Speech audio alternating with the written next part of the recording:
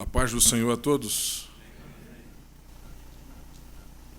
Como já foi dito nesta manhã, esta é a principal reunião da Igreja do Senhor, quando o seu corpo, o seu povo se reúne, se assenta à mesa para rememorar o seu sacrifício vicário expiatório por nós, a sua morte e a sua ressurreição.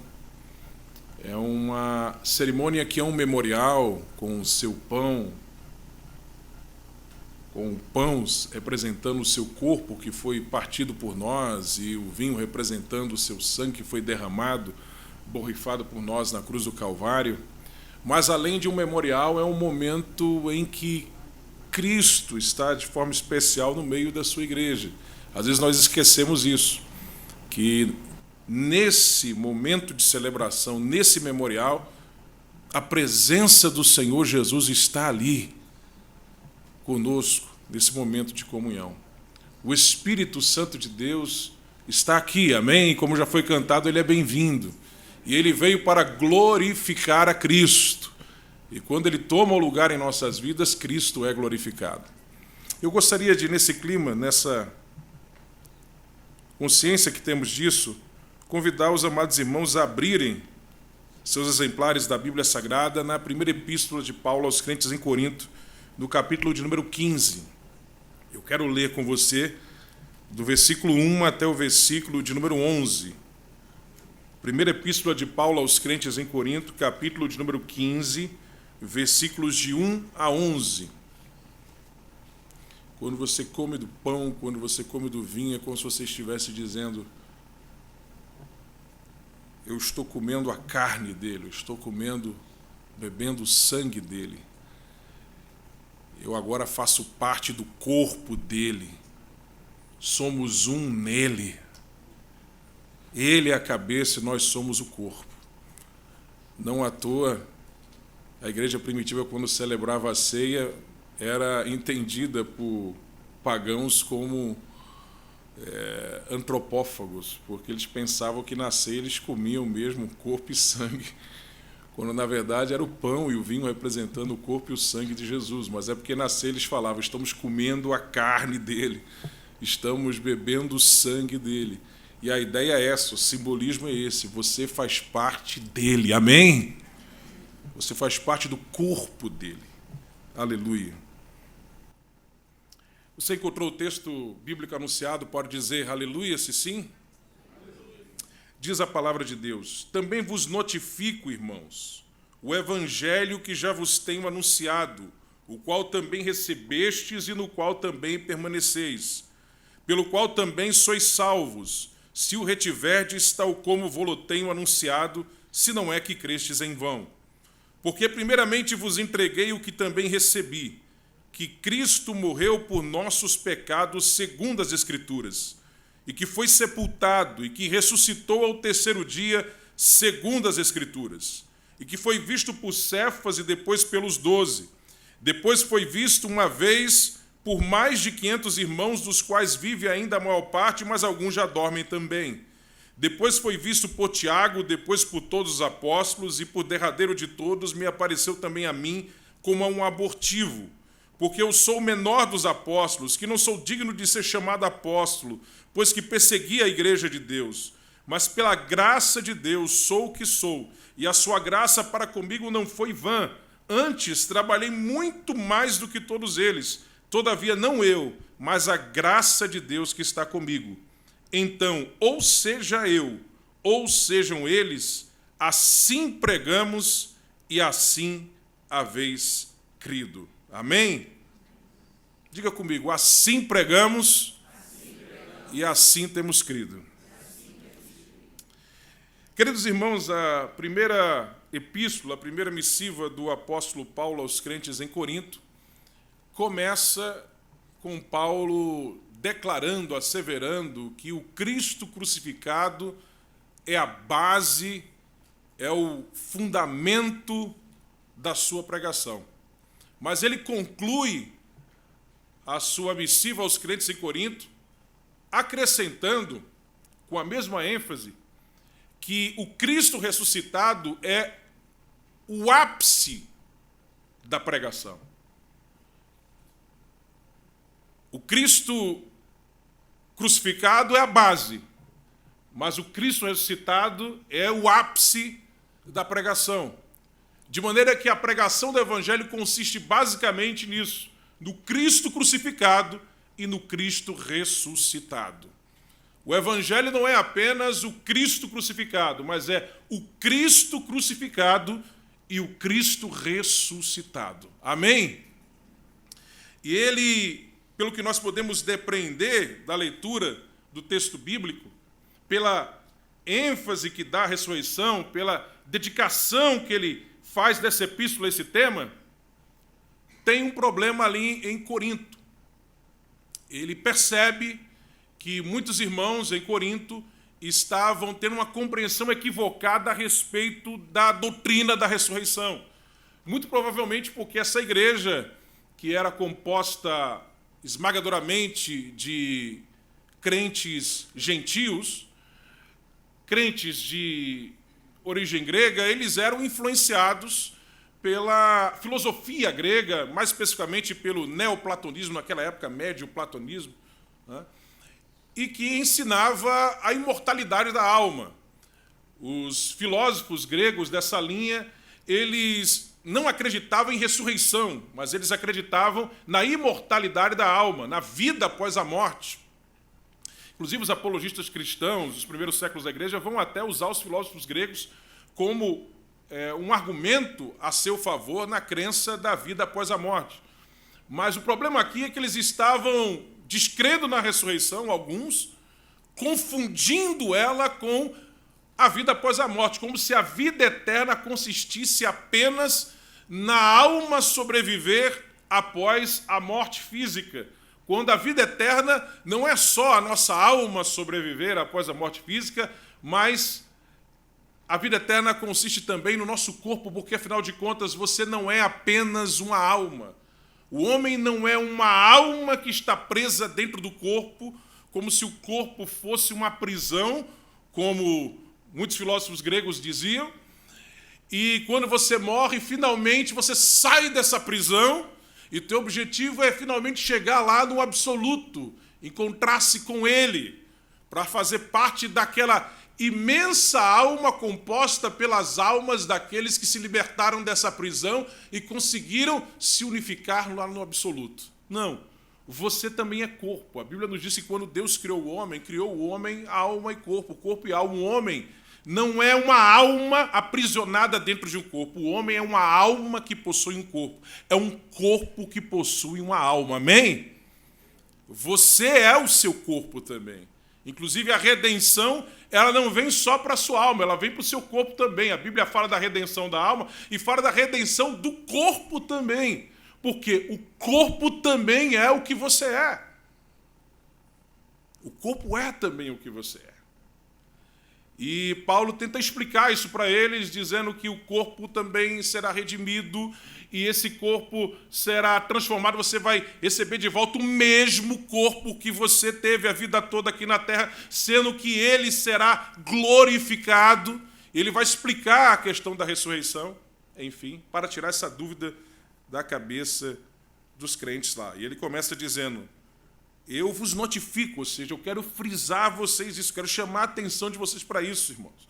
Que o evangelho que eu tenho anunciado a vocês, o que vocês receberam, e no qual vocês têm permanecido, e porque têm permanecido neles vocês são salvos. Mas se vocês deixarem de crer nele como vocês o receberam, aí vocês perderão a sua salvação. Como dizia Lutero, você perde a fé, você cai da graça.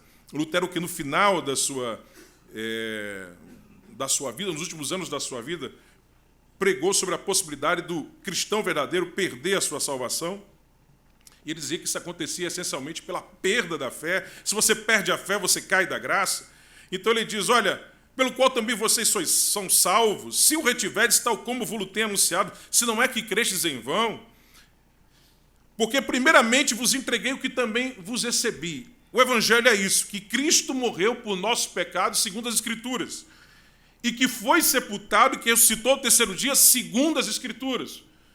A primeira coisa que ele enfatiza aqui sobre o Evangelho, que ele consiste em Cristo crucificado e Cristo ressuscitado. Segunda coisa que ele enfatiza, que isso aqui não é uma invenção dele. A sua pregação é baseada nas Escrituras. Ele diz mais uma vez, segundo as Escrituras. Ele morreu por nossos pecados, segundo as Escrituras. Ele foi sepultado e ressuscitou, segundo as Escrituras. Não é invenção minha. A minha base são as Escrituras. Mas outra coisa que ele pontua aqui, que ele destaca aqui, é que essa mensagem que é baseada nas Escrituras, que tem como fonte as Escrituras, ela é corroborada pela história. Ela tem o testemunho da história. Geralmente os teólogos liberais querem separar o Cristo da Bíblia do Cristo da história, mas isso não existe na pregação do Evangelho. O Cristo da história é o Cristo da Bíblia. O Cristo da Bíblia é o Cristo da história, amém? Eles são um só. E ele frisa aqui o testemunho da história, ele cita testemunhos oculares, ele diz, olha, ele ressuscitou o terceiro dia, segundo as Escrituras, e foi visto por Cefas, depois pelos 12, depois por mais de 500 irmãos, muitos deles ainda estão vivos, outros já morreram aqui em nossa época. Ele foi visto por Tiago, depois por todos os apóstolos, e por derradeiro de todos também por mim, de forma abortiva, ou seja, fora do tempo. Eu, que sou o menor dos apóstolos, eu não sou digno de ser apóstolo, porque eu persegui a igreja do Senhor, mas ele me fez apóstolo, e não só isso, ele fez com que, pela sua graça, eu até superasse os demais apóstolos. Porque Paulo acabou trabalhando mais do que a maioria dos apóstolos, porque ele acabou vivendo mais do que a maioria deles, e também porque ele abriu mais igrejas do que os apóstolos. Então ele diz, olha, antes trabalhei muito mais do que todos eles, mesmo eu não sendo merecedor disso, porque eu era perseguidor da igreja, mas ele fez com que eu trabalhasse até mais do que eles. E não é porque eu tenho talentos maravilhosos, porque eu sou extraordinário, não, é por causa da sua graça que está comigo. Então ele diz, ó, quer seja eu, quer sejam eles, mas a mensagem é a mesma. Assim pregamos e assim vocês têm crido. Cristo ressuscitou, Cristo morreu por nossos pecados e ele foi sepultado e ressuscitou. Amém? Eu gostaria de, nessa manhã, em alguns minutos, rememorar com você, já que esse é um momento de rememoração, esses acontecimentos. Antes de tudo, lembre-se, nós estamos falando de um Deus de amor. Um Deus que poderia criar seres que nunca desobedeceriam Ele, mas Ele não faz assim, porque não existe relacionamentos, não existe livre-arbítrio. E Ele cria seres livres. Não robôs, não seres que o adoram mecanicamente, maquinalmente, compulsivamente, porque ele criou essa compulsão neles que eles não podem fugir a ela. Não, ele cria seres livres. Mas esse ser que ele cria, ele é perfeito. Ele antes cria os anjos, e os anjos, usando mal o seu livre-arbítrio, caem, uma terça parte deles, que podemos depreender daquela passagem de Apocalipse que fala de uma terça parte das estrelas do céu que caem, lembrando que no Antigo Testamento as estrelas são chamadas de anjos, os anjos são chamados de estrelas também, como lá no livro de Jó. E aqueles que, na provação da queda de Lúcifer, permanecem firmes, esses são chamados, depois diz, os santos anjos de Deus. Eles são os separados, os santificados totalmente, aqueles que não têm mais a possibilidade de cair, o que vai acontecer também conosco no final de tudo. E ele depois cria o ser humano, e ele cria todo esse universo para o ser humano, né? O próprio mundo científico reconhece que existe um princípio antrópico no universo, ou seja, parece que o universo todo foi criado visando a vida humana na Terra. Eles dizem, parece que foi proposital, mesmo aqueles que não creem em Deus, que não creem na Bíblia, reconhecem que existe o que eles chamam de princípio antrópico no universo. Isso é consensual na ciência. E ele criou o ser humano de uma forma totalmente diferente. Isso denota o carinho que ele tinha por essa criatura, Porque quando ele vai criando as coisas, ele apenas diz, haja, apareça, surja. Mas quando ele criou o ser humano, ele não fez isso. Ele, com suas próprias mãos, pegou o pó da terra e como um arquiteto, como um artista, ele faz esse boneco de terra e sopra nele, coloca algo dele naquele boneco. Ele sopra e ele é feito uma alma vivente, nefesh, uma alma vivente, de maneira que o ser humano é esse corpo feito pelas mãos de Deus, que recebe esse sopro de vida do próprio Deus. Não foi simplesmente um haja, mas foi tudo isso que denota o carinho, e para esse ser ele preparou um jardim, ele preparou criaturas, uma terra, e disse, é para você administrar tudo isso, é para você reinar aqui, sob a minha orientação, neste universo que eu criei. E esse homem é perfeito, ele é justo. Eclesiastes 7 diz que Deus criou o homem reto, justo, Yanshan ali no hebraico, mas usando mal o seu livre-arbítrio, o homem acaba caindo, e quando ele cai, ele se degenera, ele se corrompe, aquilo que era Yanshan, que era reto e justo, passa a ser corrompido. Se ele tivesse passado pela provação do Éden, ele passaria por aquela santificação total, como alguns teólogos costumam chamar, que é a impossibilidade de cair, mas ele cai naquela provação do Éden, que serviria para a sua maturidade, mas ele cai, e Deus não é pego de surpresa, ele que é onisciente e presciente, sabe de todas as coisas, antes de todas as coisas acontecerem, já tinha preparado de antemão um plano de salvação. Jesus é o Cordeiro de Deus imolado antes da fundação do mundo. Como eu costumo dizer, antes de Deus dizer haja luz, ele disse haja cruz. E quando o homem cai, já ali no Éden, Deus anuncia o plano de redenção. Da semente da mulher, eu levantarei aquele que esmagará a cabeça da serpente. Da semente da mulher, a semente vem do homem. Sêmen, semente, vem do homem, mas ele fala semente da mulher, já anunciando que seria um nascimento por obra e graça divina. Seria um nascimento sem um intercurso sexual. Um ser humano que seria gerado no ventre de uma mulher sem necessidade de intercurso sexual. E ele vem ao mundo, Jesus vem, Deus encarnado, Deus feito homem, Deus tabernaculando conosco, Deus suando o nosso suor, Deus vivendo o que nós vivemos aqui na terra. E ele começa seu ministério com 30 anos de idade, começa a pregar, e começa a ensinar, e começa a curar pessoas.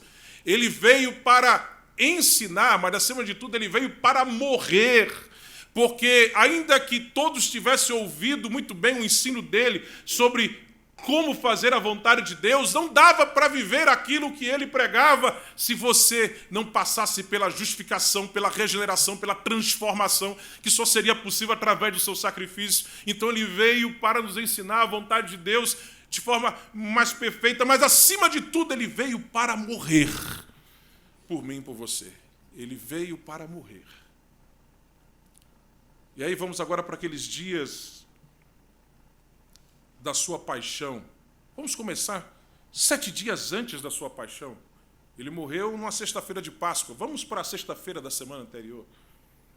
Ele está junto com peregrinos da Galileia, indo para Jerusalém para participar da festa da Páscoa, uma das 3 principais festas judaicas. Ele atravessando Jericó, cura 2 cegos. E no final daquela sexta-feira, ele chega em Betânia, que ficava a 3 quilômetros de Jerusalém, e era uma das suas principais bases, porque ali estava Lázaro com suas irmãs Marta e Maria, e Jesus, toda vez que ia para Jerusalém, ele ficava em Betânia, porque era pertinho dali. E ele passa aquela noite em Betânia, naquela sexta-feira, e recebe um convite de Simão, o leproso, que recebe esse nome porque ele fora leproso antes, mas foi curado por Jesus e resolve fazer um grande banquete. Essa visita de Jesus a Betânia, no seu trajeto para Jerusalém, para a festa da Páscoa, a festa dos pães asmos, que durava 8 dias, e cujo primeiro dia era chamado de Páscoa, porque era o banquete principal dos 8 banquetes dessa festa de 8 dias, se bem que às vezes chamavam também os 8 dias de Páscoa de forma geral. Essa visita de Jesus a Betânia, nesse momento, é a primeira visita dele depois que ele havia ressuscitado Lázaro. E ele é recebido naquele banquete na casa de Simão o leproso, e aí entra Maria, com um vaso de alabastro, com um unguento muito caro, e ela unge Jesus, e o cheiro daquele unguento impregna toda aquela casa, e aquela cena incomoda alguém. Mateus vai dizer que os discípulos de Jesus ficaram indagando, puxa, esse gasto todo com isso, só para ungí-lo, isso aí poderia ser usado para os pobres, esse dinheiro todo gasto para comprar isso aí. Maria faz isso em gratidão pela ressurreição de Lázaro, mas quem mais se indigna com aquilo ali é Judas. João vai dizer, ele, aliás, que fala mais precisamente que esse episódio ocorreu 6 dias antes da sua crucificação, ele diz que Judas fica indignado, revoltado com aquilo. Mas não é porque ele gostava de ajudar os pobres, mas é porque era muito dinheiro, ele gostava de colocar a mão na bolsa, era ladrão. E ele diz, puxa vida, quanto dinheiro eu perdi de ganhar aqui agora, essa mulher aí. As mulheres ajudavam, diz a Bíblia, Lucas vai dizer isso muito, o ministério de Jesus financeiramente, com certeza Maria estava entre elas, né? Ela gastou tudo isso, o dinheiro que ela gastou ali era equivalente a um salário de um ano inteiro de uma pessoa. Era gratidão no coração de Maria, extravagância do amor dela por Jesus. E Jesus disse, não. Os pobres vocês sempre vão ter oportunidade de ajudá-los, vocês só vão me ter aqui algum tempo, fisicamente, então ela fez isso para me preparar para a minha morte.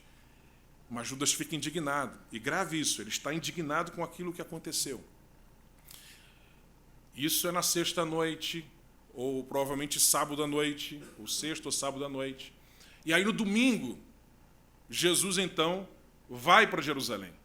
E quando ele vai para Jerusalém, ele para na entrada de uma vilazinha que havia lá, chamada Betfagé. Essa vila não é mencionada no Antigo Testamento, mas além de ser mencionada no Novo Testamento, é citada no Talmud, enfim. Era uma vilazinha que ficava no subúrbio de Jerusalém, provavelmente ali naquela região ali onde fica o Vale de Cedron, o Monte das Oliveiras, enfim. E aí Jesus diz, olha, entrem aí na vila, entrem nessa aldeia e vocês vão encontrar lá um jumento e um jumentinho. E se alguém perguntar por que vocês estão pegando, diga, olha, o mestre vai precisar e vão liberar. Não sei se, de alguma forma, o Espírito Santo, Jesus já tinha falado lá com o dono daquilo ali, mas ele não questionou, foi como Jesus falou, e eles trouxeram o jumentinho para se cumprir a profecia de Zacarias e de Isaías, que falavam do rei Messias que iria entrar sentado no jumento e no jumentinho lá em Jerusalém, e Jesus entra. Imagine a cena. Jesus entrando, assentado no jumento, conforme as profecias acerca do Messias. E mais, esse homem havia ressuscitado Lázaro. Todo mundo estava sabendo disso. A história tinha se espalhado. João vai dizer que depois que Jesus ressuscitou Lázaro, a ira foi tão grande dos principais das sinagogas com o que aconteceu. Por quê? Porque as pessoas estavam crendo mais em Jesus. Era só ver Lázaro ressuscitado que o pessoal começava a crer. Então eles pensavam não só em matar Jesus, mas em matar Lázaro também. E João vai dizer que quando Jesus vai entrar em Jerusalém, assentado naquele jumentinho, disse que uma multidão se ajuntou para vê-lo. Por quê? João vai dizer que foi por causa disso.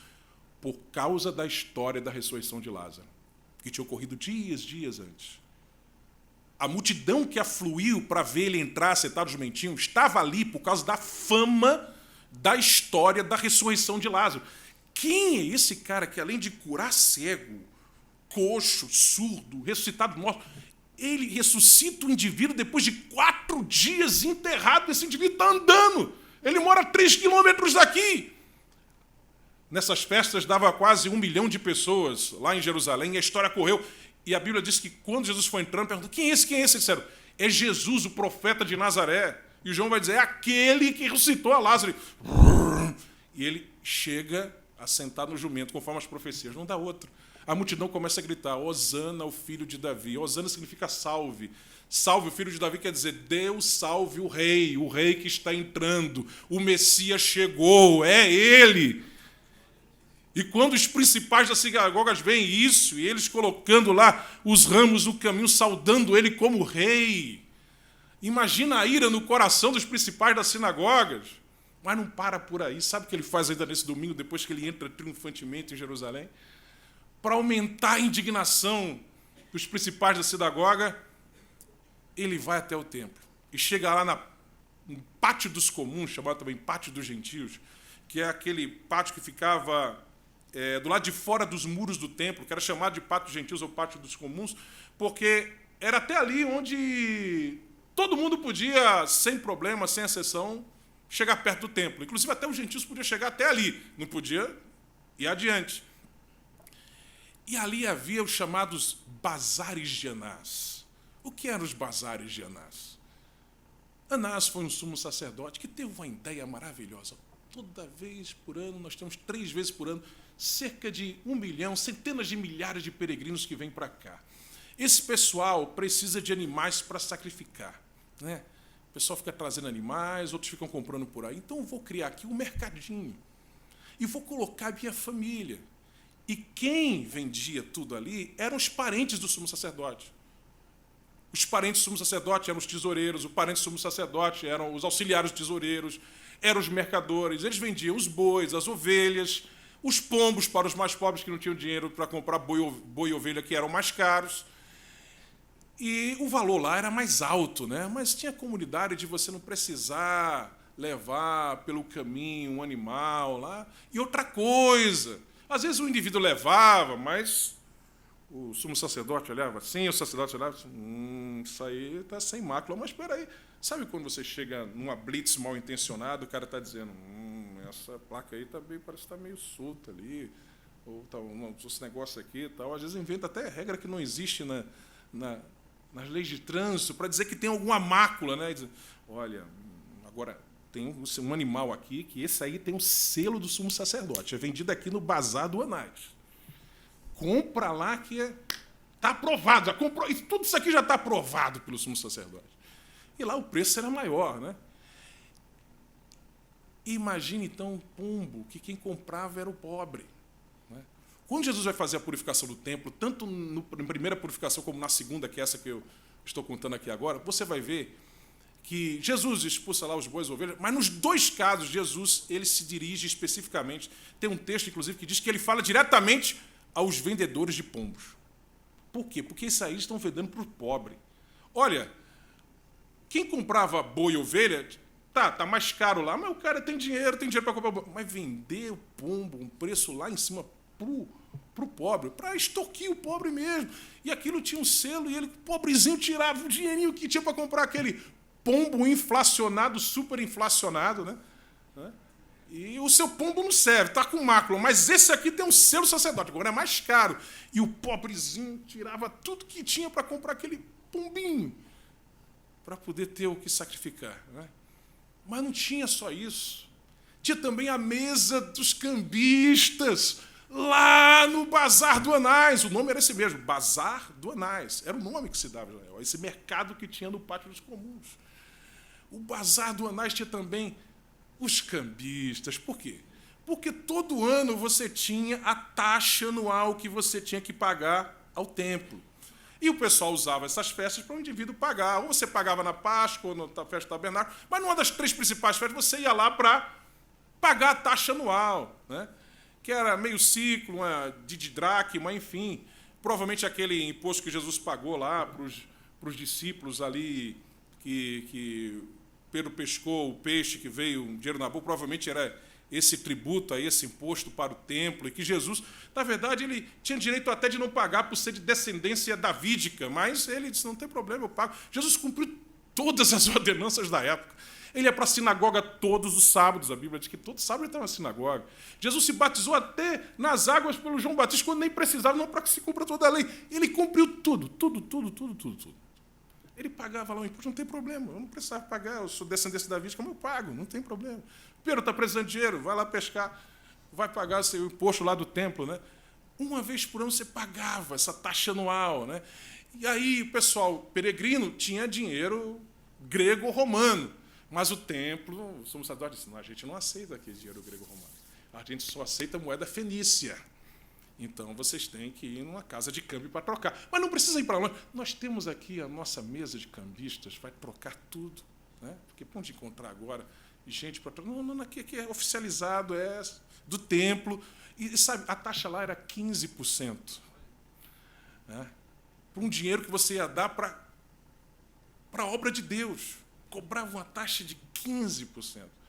Olha, para você ter uma ideia, o Bazar do Anás dava tanto ódio que você vai encontrar na literatura rabínica, antes da destruição de Jerusalém, rabino amaldiçoando o Bazar de Anás. Você, inclusive, sabia que esse Bazar do Anás, 3 anos antes da destruição do Templo de Jerusalém, no ano 67, o povo se irritou tanto que invadiu lá e destruiu tudo. Né?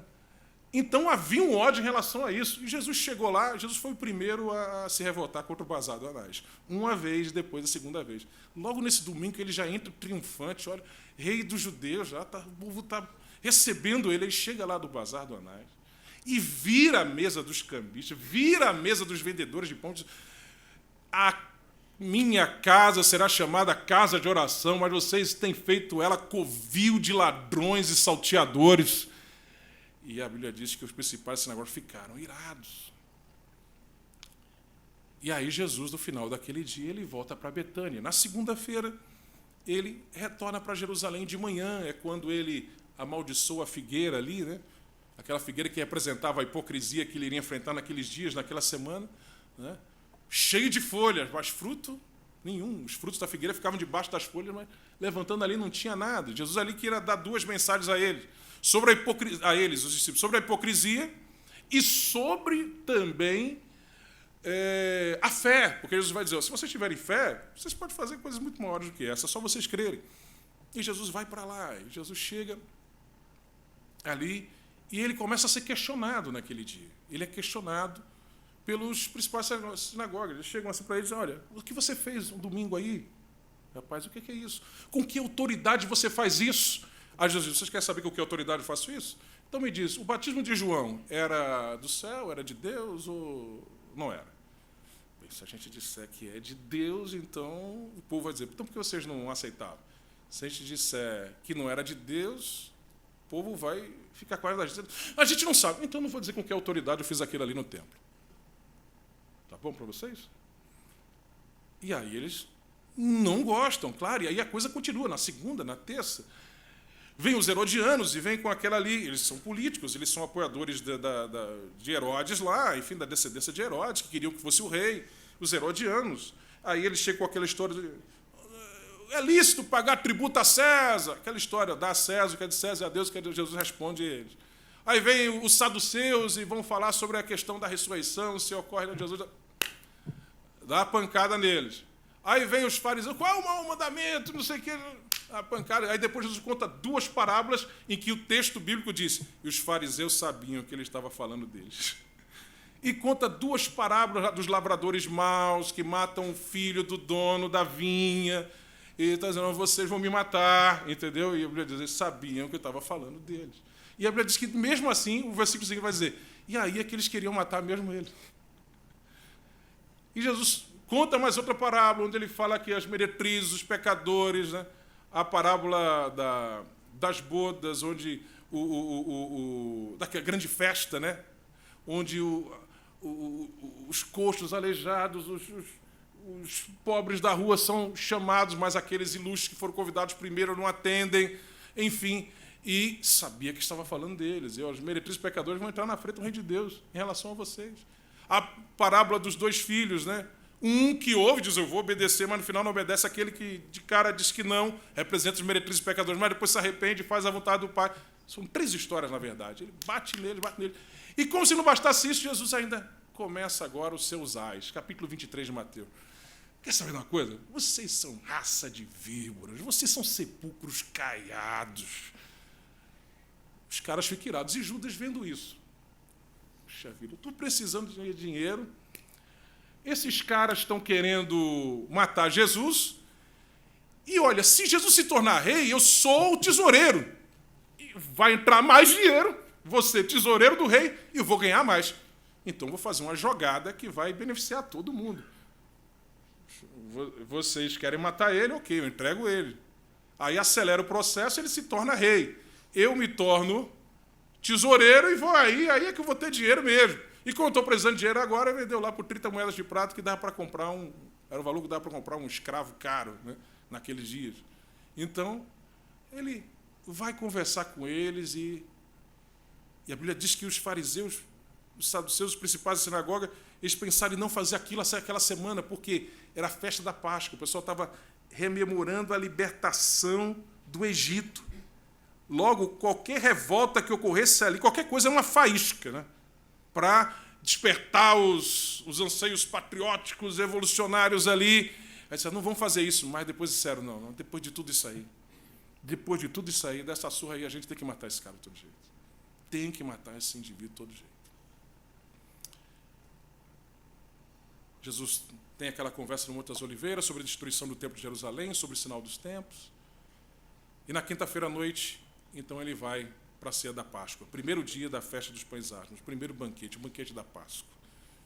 Ele se assenta com seus discípulos, vocês sabem a história, ele lava os pés deles. Pedro diz, não faz isso, não. Vocês fazem, não, então lava o corpo todo. Pedro sempre exagerado, não, é só os pés. Explica o que aquilo ali significa. Olha, se eu faço isso com vocês, vocês devem fazer isso com todos, vocês devem ser humildes. Enfim, ele ensina a humildade. E aí ele fala do pão, fala do vinho, como simbolizando o seu corpo. Né? Isto é o meu corpo, isto é o meu sangue que vai ser derramado, o sangue do Novo Testamento. Fazer isto em memória de mim. Eu não vou comer depois disso mais, somente naquele dia. Eu não vou comer mais isso aqui na terra somente lá naquele dia. E realmente, depois daquele episódio ali, ele só vai ingerir alguma coisa lá na cruz, quando ele aceita aquele vinho azedo ali. Jesus faz aquela refeição, canta um hino, vai para o Monte das Oliveiras. Monte das Oliveiras, onde havia ali um jardim chamado Jardim do Getsêmani. Getsêmani significa prensa do azeite. Esse jardim ficava ao lado do bosque de oliveiras, por quê? Porque era o lugar onde as pessoas, depois de tirarem a azeitona lá, iam lá prensar o azeite. Era naquele jardim, naquele lugar que eles prensavam. E ele vai lá e veja que coisa, jardim da prensa de azeite, ele vai ser prensado ali. A Bíblia diz que quando ele chega ali, a alma dele está profundamente perturbada e angustiada. A Bíblia diz que os seus poros começam a verter sangue. Esse tipo de fenômeno é registrado na ciência, e você pode ler os registros sobre isso, todos os médicos vão dizer, olha, é extremamente raro. Para isso acontecer, é preciso que a pessoa, além de ter um corpo físico bem enfraquecido, ele seja submetido a um tipo de pressão emocional, estresse psicológico enorme, é extremamente raro isso acontecer, ao ponto de romper as veias da pele debaixo das glândulas sudoríparas, para que as glândulas sudoríparas sangrem e a pessoa comece a verter sangue pelos poros. A Bíblia diz, ele estava angustiado, com a alma perturbada até a morte, e começa a verter sangue pelos seus poros. Por quê? Que pressão é essa que fez isso nesse momento? Ele estava diante do cálice que ele iria tomar. E que cálice é esse? Jesus não estava com medo de morrer. Se Jesus tivesse medo de morrer, então ele seria mais medroso, menos corajoso do que muitos seguidores dele que enfrentaram a morte e ainda hoje enfrentam, de cabeça erguida. Não era isso. Jesus não estava com medo de morrer fisicamente, a questão não era essa. Era o cálice que ele já estava sentindo ali. Se você vai para o Antigo Testamento, você vai encontrar, desde o Gênesis, em Isaías, em vários textos bíblicos, no próprio Novo Testamento, em Apocalipse, o cálice da ira de Deus. Era esse cálice que ele diz, Pai, se possível, passa de mim esse cálice. Jesus estava sentindo o peso de todas as mentiras contadas na história da humanidade, que foram contadas e que haveriam de ser contadas, de todos os assassinatos já cometidos, de todos os estupros, de todas as violências já cometidas, de todo tipo de maldade, de coisas ruins que os seres humanos fazem, tudo isso estava pesando sobre ele, esmagando. Ele levou sobre si as nossas transgressões, ele foi esmagado pelas nossas culpas, ao ponto de os seus poros verterem sangue. E ele disse para os seus discípulos, para 3 que ele reservou ali, Pedro, Tiago e João, velem aqui, façam companhia comigo. E ele volta depois de um tempo, nem 1 hora vocês puderam velar comigo, estavam todos lá dormindo. E daqui a pouco chega o traidor e beija a sua face. Amigo, aqui viestes. E aí, resumindo a história, vocês sabem muito bem, ele é preso, maniatado, levado naquela madrugada. Ele não dorme mais aquela noite, ele não come mais, ele agora vai morrer sem dormir, sem comer, passa aquelas últimas horas assim, passa a madrugada ali sendo julgado, lá no Sinédrio, fazem um julgamento pela madrugada, né? Ali esbofeteiam ele, depois colocam um pano na cabeça dele e os soldados lá ficam esbofeteando dele, cuspindo ele e arrancando a sua barba com as mãos, diz o texto bíblico. Depois de baterem bastante nele, então levam ele até Pilatos, quando amanhece o dia. Pilatos diz, olha, não é comigo, levam lá para Herodes. Depois volta lá para Pilatos. E aí Pilatos faz aquela sem-vergonhice lá, ele lava as mãos lá e diz, ó, mas tudo isso tinha que acontecer. E solta Barrabás, o criminoso, e manda açoitar Jesus. Nos açoites, não foram açoites como os judeus faziam, que era menos de 40, né? 40 menos 1, 39 açoites. Não, não. Os romanos eles açoitavam até o indivíduo desmaiar. Quando o indivíduo desmaia, aí diz, não, agora pode parar. O critério era esse.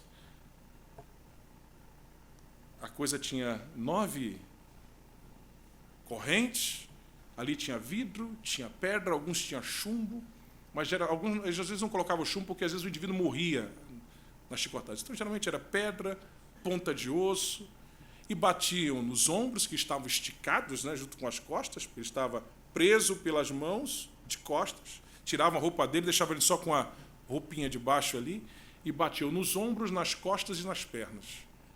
Primeira arrancada ali, começava já a espirrar o sangue, tirava aquela pele de cima. Depois ia cravando ali, os hematomas iam surgindo, e em cima dos hematomas eles batiam.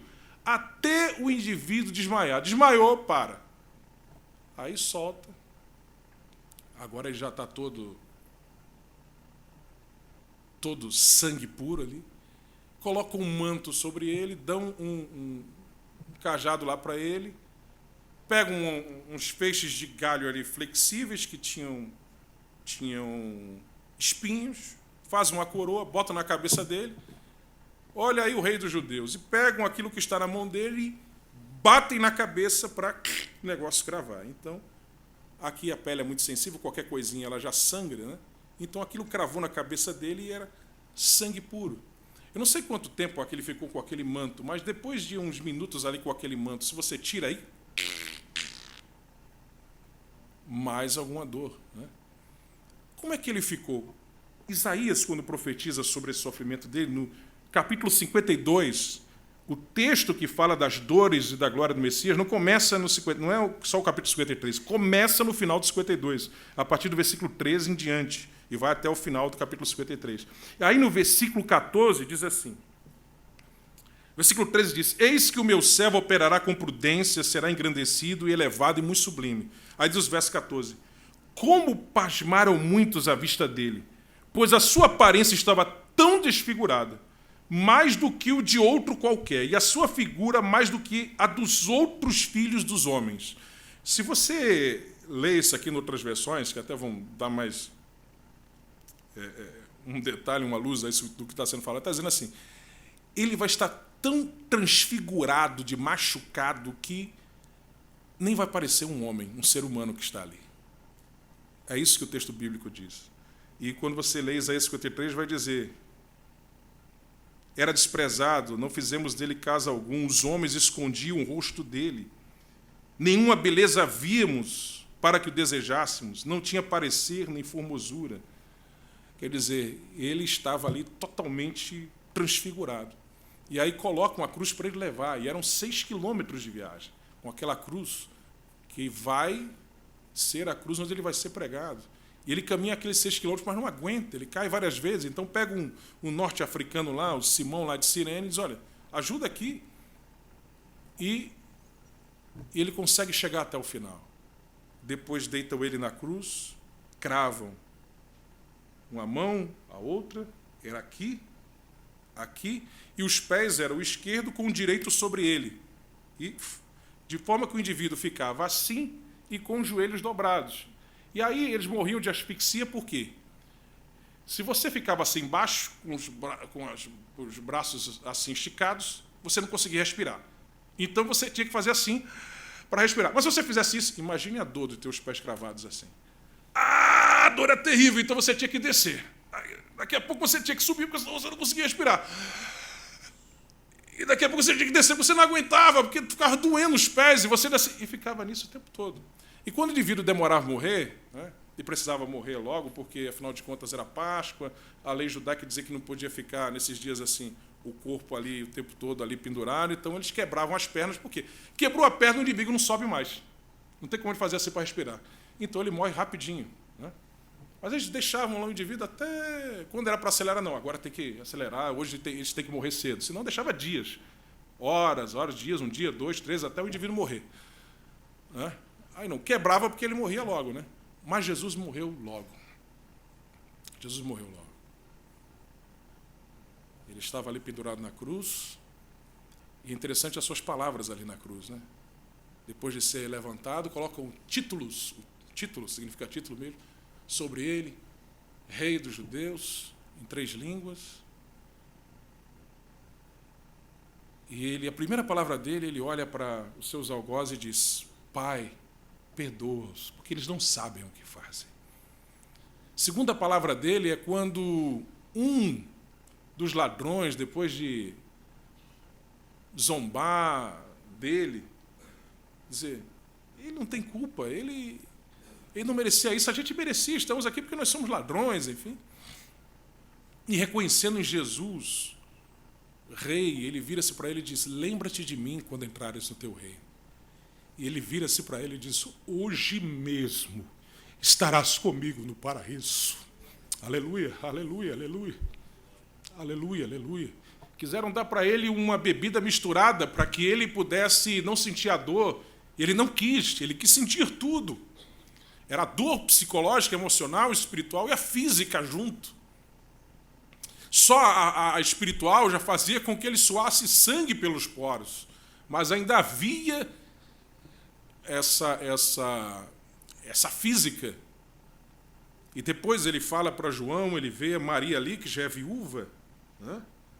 E vai ficar pobre e viúva, e ele diz, olha, João, cuida dela, Maria, mulher, esse aqui é teu filho, João, meu primo, cuida da tua tia, cuida dela. E ele continua ali na cruz, e ele clama, Deus meu, por que me desamparastes? Lembrando do salmo messiânico de Davi. Depois ele, mais à frente, ele tem sede, aí ele aceita beber. É quando ele consome alguma coisa depois da ceia, que é um vinho azedo. E ele aceitou beber porque aquele não era misturado, para não ter anestesia. Ele não queria nenhum narcótico, ele queria sentir realmente aquilo que estava sentindo. E, finalmente, ele dá aquele brado, que é a última força que ele tira para dar um grito. Imagina, naquela situação, a pessoa nem consegue respirar direito, cansado, mas ele sente que vai morrer. E ele diz, está consumado. Aleluia! E quando ele diz isso, o véu do templo rasga de alto a baixo, abrindo o caminho para mim e para você. Aleluia! Aleluia! Então, a última palavra dele deve ter sido um sussurro. Talvez só João, os que estavam mais próximos, é que ouviu, porque a última força foi para dizer, está consumado. Então ele diz: Pai, nas tuas mãos eu entrego o meu espírito. Alabachura bacanda labanás. Nas tuas mãos eu entrego o meu espírito. Então o universo todo sente, a terra treme, os mortos se levantam das sepulturas, o céu se enegrece, e todos que estão ali, os seus algozes, dizem: esse homem é diferente, realmente ele é o Filho de Deus, porque até o universo está protestando pela morte dele. Aleluia, aleluia, aleluia, aleluia, aleluia. Não precisa quebrar as pernas dele, porque ele morre logo. Mas para garantir, enfiam uma lança e sai água misturada com sangue. Aleluia, aleluia, aleluia. E o seu corpo é envolto, ele é enterrado. E aí a desesperança bate no coração dos seus discípulos, que todos fugiram. Todos fugiram. Judas viu a besteira que fez, viu que não deu nada em adiantar o reino que esperava que Jesus ia estabelecer na terra, um reino físico. Ele tem remorso, se enforca, né? Os outros ficam escondidos. Só João acompanhou ali, ao pé da cruz. Pedro chegou a trair Jesus, praquejando 3 vezes. Está todo mundo naquela situação. Os outros discípulos, como os do caminho de Emaús, estavam desesperançados. E eles vão voltar para casa, naquele domingo de manhã, para a sua vilazinha que distava alguns poucos quilômetros de Jerusalém. Mas naquele domingo pela manhã, como ele prometeu, ele ressuscitou. Quando ele morre, muito provavelmente, pelo que o texto bíblico diz, ele vai até o seio de Abraão, o Hades. Naquela época, no Hades você tinha o lugar de sofrimento, de tormento, e você tinha de outro lado o seio de Abraão, e havia um abismo que separava os dois. Mas Jesus leva cativo o cativeiro, e ele então leva esse seio de Abraão para aquilo que vai ser chamado de paraíso. Hoje mesmo estarás comigo no paraíso. Quando ele vai ao Hades, ele proclama a sua vitória, leva cativo o cativeiro. E muitos acreditam que aquele salmo de Davi, que era cantado quando o rei, após a coroação, entrava em Jerusalém, entrava pelas portas centrais de Jerusalém para a sua coroação, na verdade, e para sentar no trono. Era toda essa cerimônia que tinha, se cantava: levantai, ó portas, as vossas cabeças, quem entrará, o Rei da Glória. Provavelmente alguma coisa assim aconteceu quando ele foi levando consigo o cativeiro para inaugurar ali o paraíso com o ladrão e com aqueles todos que estavam ali, enfim. E quando ele vai entrando, os portais celestes do paraíso se abrem. Ó portas, levantai as vossas cabeças. Por quê? Porque está entrando o Rei da Glória. Aleluia. Quem é esse Rei da Glória? O Senhor Deus. Ele é o Rei da Glória. E ele entra ali. E depois ele desce. Ele desce. Naquela manhã de domingo, não adianta colocar ali soldados, pedra grande. Quando chegou a hora, a pedra rolou. Os soldados saíram correndo com medo. E ele ressuscitou. Aleluia. Ele veio do céu à terra para que você pudesse ir da terra para o céu. Ele morreu para que você pudesse viver. Ele se fez pobre para enriquecer você. Aleluia. Se fez pecado para que você pudesse ser santo. Ele ressuscitou para que você tivesse vida eterna. E como ele ressuscitou, você vai ressuscitar também com um corpo glorificado, semelhante ao dele. Aleluia. Ele ressuscitou. Ele ressuscitou. De maneira que você pode olhar para a morte. Quantas pessoas têm medo de morrer? Ficam pensando: meu Deus, a morte se aproxima. Para elas, a morte é um salto no escuro. Eles não sabem o que vai acontecer, eles não têm certeza de nada, eles têm pavor da morte. O crente, ele debocha, de certo sentido, da morte. Ô morte, onde é que está o teu aguilhão? Ó morte, onde está a tua vitória? Aleluia. Porque quando chegar naquele dia que a trombeta soar, isso aqui também aponta para isso, porque ele diz: eu vou cear de novo com vocês lá. A terra vai ter que devolver os corpos daqueles que morreram em Cristo. Os vivos em Cristo vão ter os seus corpos transformados. O corpo será levantado e glorificado. E nós nos encontraremos com Cristo nos ares. e após o tribunal de Cristo, nós se assentaremos à mesa para as bodas do Cordeiro. E com o corpo glorificado, as cortinas da eternidade se abrirão e todos poderão ver Deus com toda a sua glória, como Ele realmente é. Aleluia! Aqueles que morrem hoje em Cristo estão felizes, mas não estão ainda na felicidade completa. Ainda está faltando outra parte deles, o corpo. Eles ainda não têm um corpo glorificado. Eles ainda não veem Deus com toda a sua glória, como Ele verdadeiramente é.